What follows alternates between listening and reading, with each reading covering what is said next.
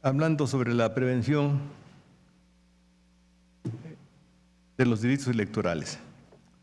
Considero que la prevención es fundamental, pues descansa en el conocimiento de esas conductas indebidas que debe tener la población, al margen de que exista desde hace tiempo el principio de que la ignorancia de la ley no exime a nadie de su cumplimiento.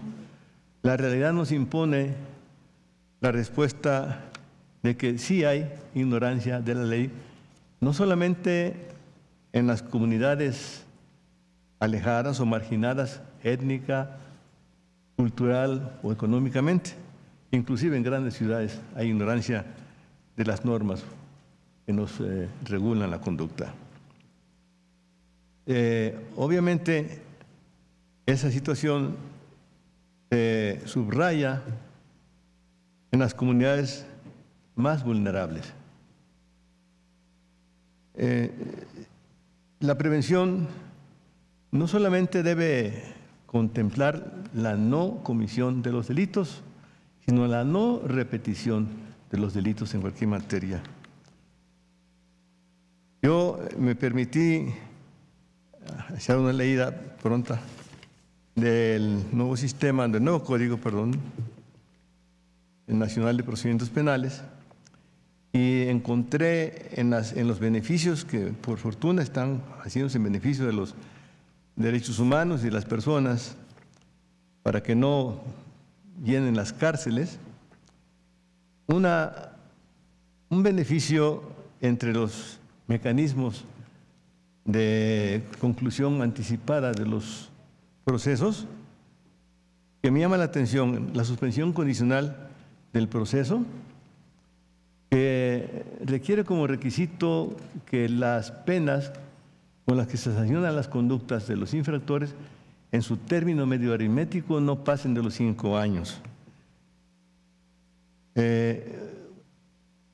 Cuando no pasan de los 5 años tienen derecho a ese beneficio de la suspensión condicional, y la consecuencia del otorgamiento y en su momento de la aprobación de los requisitos de la suspensión condicionada trae como consecuencia una declaración de extinción de la acción penal o una declaración de sobreseimiento.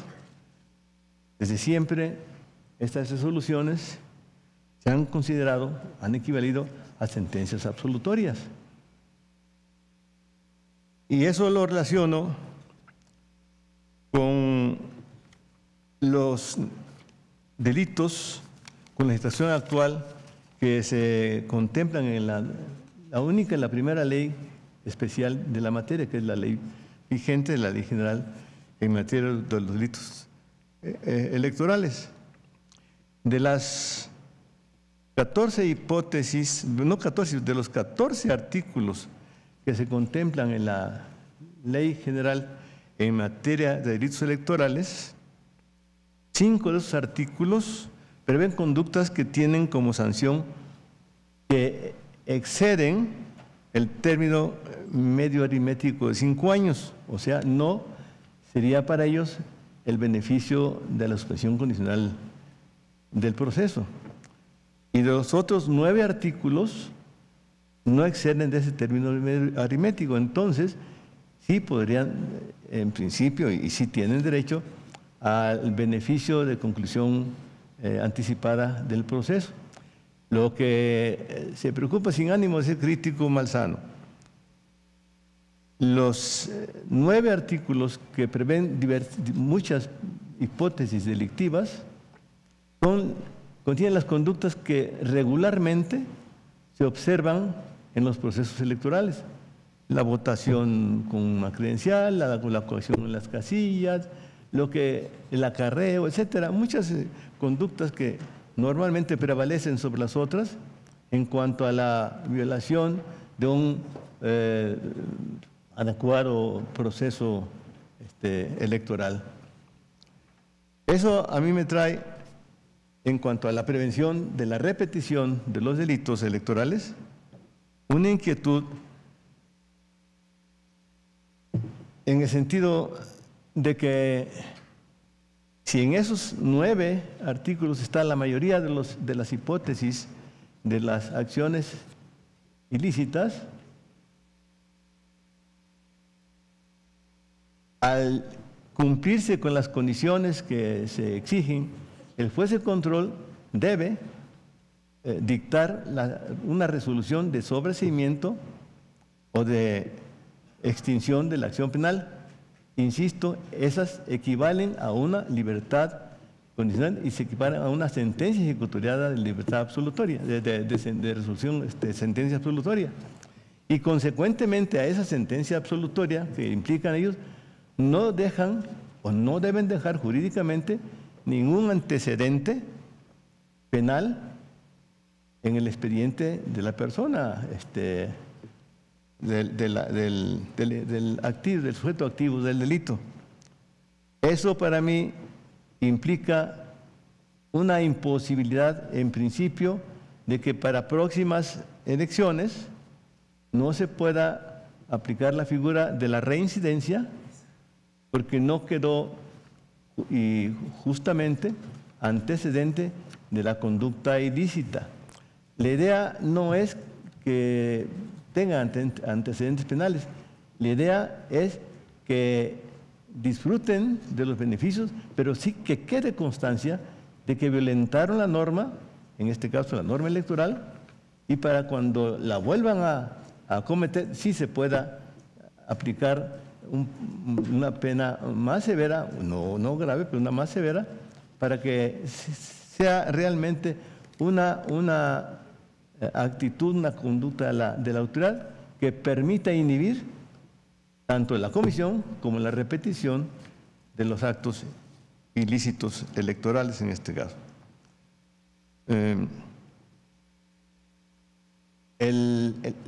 Aquí lo que es, ¿por qué razón no de esta manera? La Constitución y la ley señalan como obligación del Ministerio Público el promover medidas, mecanismos de solución anticipada de los problemas. Y la defensa está obligada también. Entonces, ¿cómo puede negarse en su momento un beneficio de ese tipo si lo tiene como obligación el Ministerio Público de pedirla, de promoverla, y el defensor también de promoverla? Creo que eso implicaría más adelante, o para elecciones futuras, el aplicar la figura de la reincidencia porque no quedó huella. Cuando debiera quedar huella, no sanción, pero una huella de que sí hubo un acto ilícito. De esta forma, pues, no hay como antes, como el sistema antiguo, y como se puede, sí, pero con esta específica de prohibición no se puede, porque hay una sentencia absolutoria que equivalen las dos, tanto el sobreseimiento como la declaratoria de extinción de la acción penal. No puede haber residencia, pues, y en consecuencia no puede haber antecedentes de que alguien es reincidente en un delito electoral o en otro tipo de delitos. Esto solamente como comentario para efectos de que en su oportunidad los especialistas, los que conocen, los académicos y los que tienen mucha experiencia en las cuestiones jurídicas o electorales, pudieran hacer en su momento, claro, cuando constitucionalmente se permita legislar en materia electoral, que no es el caso, esto porque son 90 días antes del inicio del proceso electoral, para que se viera si es necesario que quede huella, nada más, no para que se les trate mal. Yo quiero dejar constancia en lo personal de que coincido con la mayoría de las personas que respetan los derechos humanos y estoy absoluta y totalmente de acuerdo con el sistema penal acusatorio, que estoy cierto que nos va a permitir fomentar la capacitación de jóvenes abogados que lleguen a tener capacidad jurídica en el debate, para que con esa capacidad jurídica en el debate puedan convencer a través de la transparencia de un proceso penal a la población de que hay más nivel y hay más preparación y hay la mejor intención de ser mejores en la procuración y de la administración de justicia para poder conseguir y no mejorar o tal vez mejorar, si es que ya está, la confianza de la población en la Procuración y la Administración de Justicia que tanta falta aparentemente hace a las instituciones. En el formato me piden los puntos más importantes del plan de trabajo.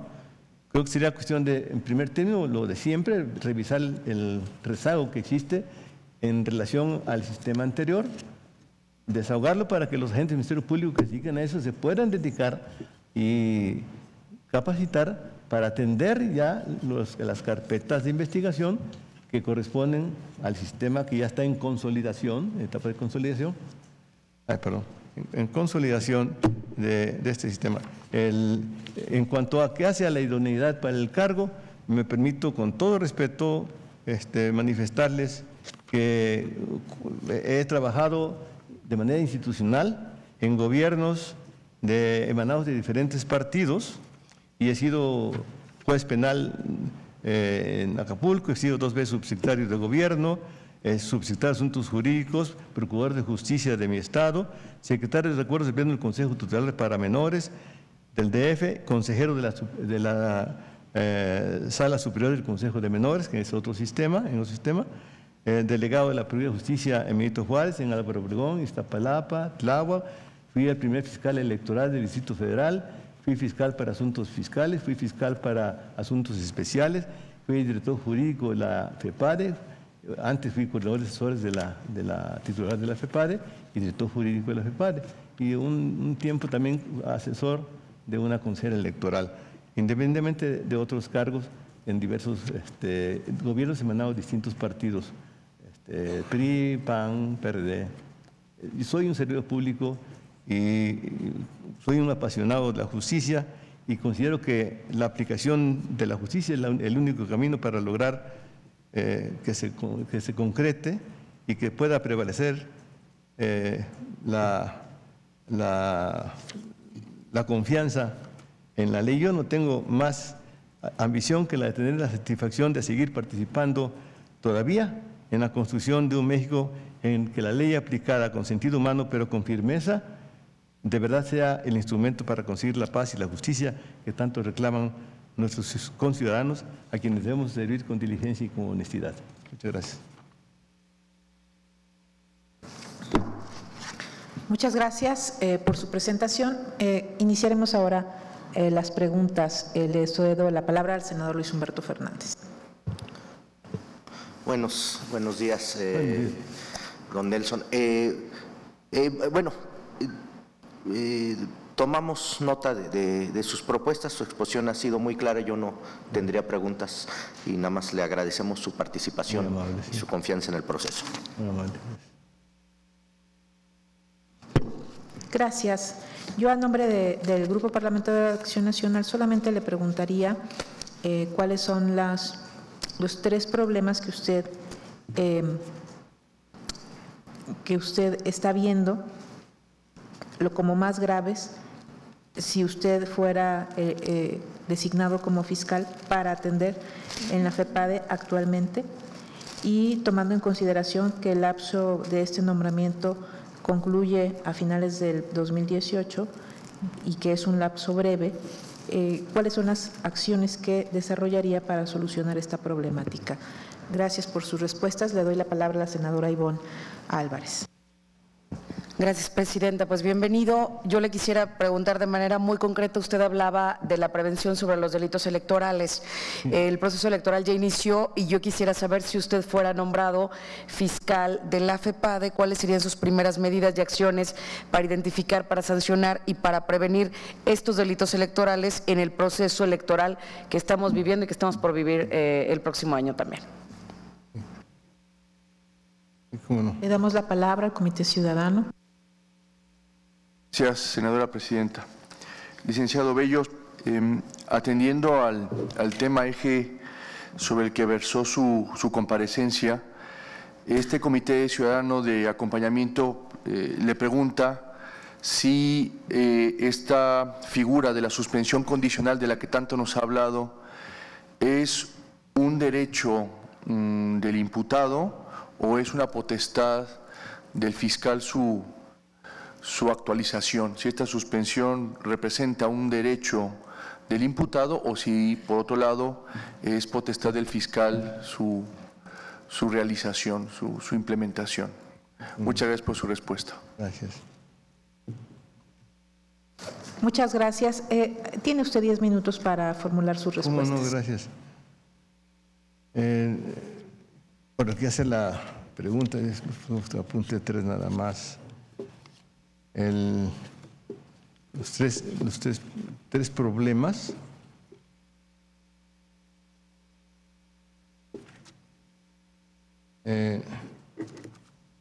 Obviamente, para poder resolver los problemas que implican el proceso electoral que ya comenzó, se requiere que haya una coordinación inmediata con un titular de la Procuraduría. La Fiscalía no es una dependencia aparte, es una dependencia de la Procuraduría de la República. Tiene autonomía técnica, tiene autonomía para decir, pero de ninguna manera es una institución al margen del único que tiene la capacidad, el monopolio del ejercicio de la acción penal, que es la institución del Ministerio Público. Para ello, tengo la idea de que es necesario llevar a cabo pláticas para que las diligencias para integrar las carpetas de investigación sean las menos posible y de manera más económica. Para ese efecto, habría necesidad de platicar tanto con los órganos internos de control de la Procuraduría como con el Poder Judicial para establecer cierto tipo de diligencias básicas que pudieran integrar de manera indudable el cuerpo del delito, acelerar la integración de las averiguaciones en el menor tiempo y con el menor costo posible. Yo soy partidario de que es necesario no gastar tanto. Sí se requiere, siempre se requiere pedir empleados para poder sacar el rezago y todo, pero en una experiencia en el Distrito Federal no teníamos a nadie en todo el Distrito Federal especializado en delitos electorales. Creemos que todos los agentes del Ministerio Público, por el solo hecho de estar ahí, tienen la capacidad suficiente para acreditar los elementos de un tipo y hacer las primeras diligencias y turnarlos por incompetencia, y así lo hicimos, a la Fiscalía especializada. No puede haber personal suficiente o estar personal de la Fiscalía de Atención Especializada de Delitos Electorales en cada entidad, si no hay recursos, en cada entidad para que se resuelva. Hay suficiente capacidad en los agentes del Ministerio Público que existen en la institución para ser auxiliares. Inclusive los del fuero común, por disposición legal, todos son auxiliares en las policías municipales, las policías estatales y federales.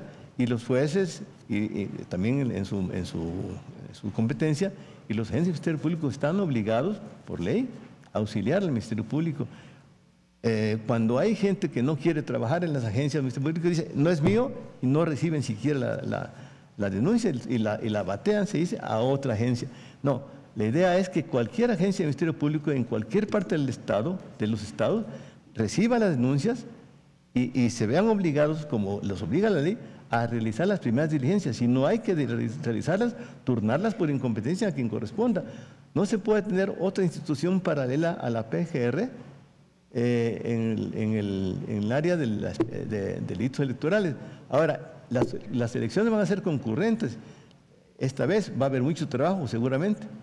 Si se requiere hacer un esfuerzo por abatir el rezago del antiguo sistema y dedicar la mayor cantidad de agentes del Ministerio Público para entrarle al problema, a resolver las carpetas que corresponden al sistema que está consolidándose.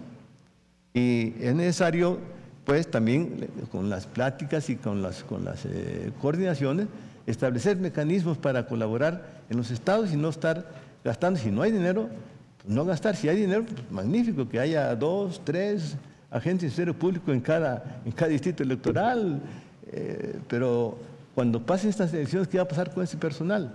Va a ser un personal eventual capacitado temporalmente para 6 meses o 1 año, digamos, que tarde el desahogo. Ahora sí, hay muchas veces en que hay averiguaciones en pendientes, pero porque fueron atraídas siendo de competencias realmente locales, ¿no? Y aquí hay que ser estrictos y muy limitativos en cuanto a la atracción de las averiguaciones previas o las carpetas de investigación ahora hacia la Fiscalía federal. Si no, pues vamos, no acabaríamos nunca. Medidas, acciones para prevenir. El senador nunca aprendí taquigrafía. Ahora bien, acciones para perseguir. Obviamente, lo que se requiere para perseguir es una buena actuación de la policía. Es el conocimiento. Si es una conducta que, por fortuna, en el ámbito de materia electoral, todos los delitos son dolosos. No hay que esperar a que venga el querellante. Tan pronto se tenga conocimiento del hecho, se puede y se debe iniciar la averiguación. Y se busca, obviamente, al agravio, que en este caso el Estado o el INE, ¿no? En las elecciones. Pero se siguen de oficio, y las medidas para prevenir, eso pues son obviamente las que he comentado. Prevenir que no se lleven a cabo las medidas. Volvemos otra vez a la difusión en todos los medios posibles. No siempre la cuestión económica permite difundir como se quiere, no panfletos que se leen solamente en épocas electorales o cercanas a las épocas electorales. La difusión debe ser permanente, como debiera ser en todos los delitos. La gente debe tener conciencia de cuáles son las actividades, las conductas que tienen sanciones, y sobre todo que se apliquen las sanciones. Cuando una ley establece conductas, pero la gente ve que no se sanciona, pues si no es un estímulo para la impunidad o para la acción, pues eso es letra muerta. Son leyes vigentes, pero no positivas. La ley debe ser positiva, o sea, debe aplicarse, no debe solamente estar vigente. Entonces, la prevención de todo es aplicar la ley para que la gente se dé cuenta que sí hay sanciones y que sí se deben cumplir. De otra manera, pues no hay la ejemplaridad que tiene naturalmente una sanción y no repercute en una conducta respetuosa de las normas. La suspensión condicional que decía, obviamente es el juez de control el que la debe de autorizar. La ley, la Constitución, la ley, el Código Nacional establecen los requisitos y la obligación, ese es el meollo, le establecen como obligación del agente del Ministerio Público o del Ministerio Público como institución y del defensor de promover la suspensión condicional del proceso. Y yo digo, ¿cómo puede negarse un agente del Ministerio Público? ¿Cómo puede oponerse a la concesión de una suspensión condicional cuando la ley lo está obligando a promoverla y el defensor está obligado a promoverla? Y si no cumple con esa obligación, se supone en principio que incurre en una responsabilidad administrativa. Bueno, si se da eso, el juez, valorando los requisitos que establezcan y una vez supervisadas las medidas y cumplidas las medidas que se establezcan, se ve obligado y está obligado a decretar o la extinción de la acción penal o el sobreseimiento, que al caso es exactamente igual, dicho desde siempre por la ley, a una sentencia absolutoria. Y si hay sentencia absolutoria, pues no puede haber jurídicamente ni justamente un antecedente penal por una conducta que sí se realizó, pero que no queda huella para tomarse en cuenta como reincidente en próximas, en conductas posteriores. Entonces, eso lo veo como si se arregla eso en su oportunidad constitucional, no se puede legislar ahorita, pudiera ser que se pudiera prevenir un poquito la repetición de conductas electorales en contra de la ley. Muchas gracias por su participación, Nelson Bello Solís. Le agradezco.